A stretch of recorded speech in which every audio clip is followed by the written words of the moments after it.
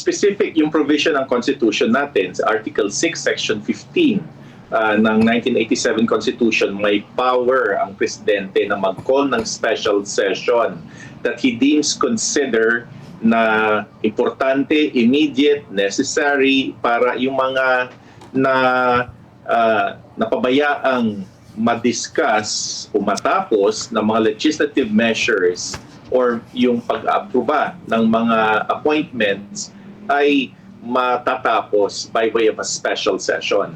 Makikita mo noon bago dineclare na yung nag-adjourn ang Congress, CND, no? Ibig sabihin nun na terminate na yung yung session ng both legislative houses.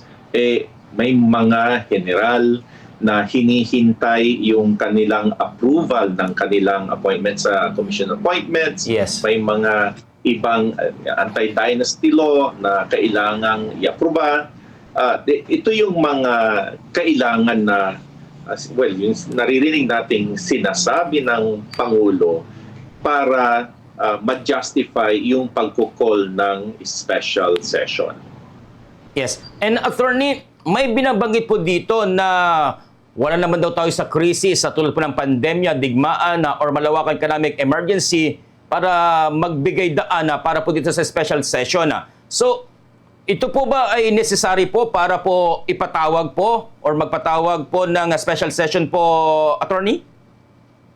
Whatever that is, na may nagsasabi na wala naman talagang urgency na mag-call ng special session, makikita mo sa mga nagsasabi ay yung mga identified kay Senator Alan Peter Cayetano. Because it is yung pagkukol ng special session malalaman ang sisimento ng leadership that is identified with Senator Win Gatchalian. Kaya nasasabihin mo na may mga reasons for calling the special session, mga legislative measures, yung pag-aproba ng mga appointments ng mga general sa commission appointments. You cannot help but also discuss o take into consideration yung pagtatakal ng Senate leadership. And they could do so because by calling a special session, yung pag-adjourn nila sa Congress, CND, ma-open ulit yun. At lahat ng proceedings ay magiging constitutional, legal, dahil sa pagkukol ng special session ni Presidente Marcos. Pag wala yung pagkukol ng special session ni Presidente Marcos, mag-nominate o magpupunta yung mga senador para mag-elect o mag-call ng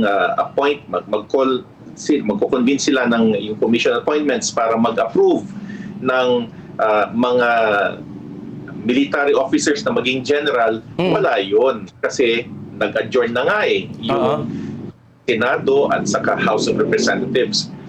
Pero pag nag-call nga si Presidente Marcos ng special session, matatackle nila itong mga legislative measures na nabinbin, pero most especially, parang it is yung inevitable na mawawala na, wala na yung mga justifications ni Senator Cayetano, Alan Peter Cayetano, na he would still hold on to his being the Senate President once the other bloc would now be able to secure 13 votes para wala na yung mga doubts as to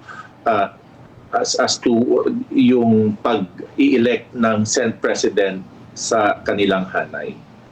So, attorney, in layman's term po, sa inyo pong pagpapaliwanag para lamang po maging formala ito pong leadership po ni Senator Win Gatchalian sa pagpapatawag po ng special session din po. Of course, not only the Kamara, of course, dito po sa Senado, sir?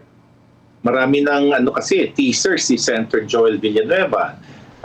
Sinabi niya na should the President call for a special session, I will attend it. Yes, yes. May mga posts siya na parang kailangan nating iresolba itong stalemate na to at hindi pwedeng, mga ganun na pinaparaphrase ko lang si Senator Joel Villanueva. Yes. Parang in effect, may message na gusto niyang i-convey na he might be the 13th senator.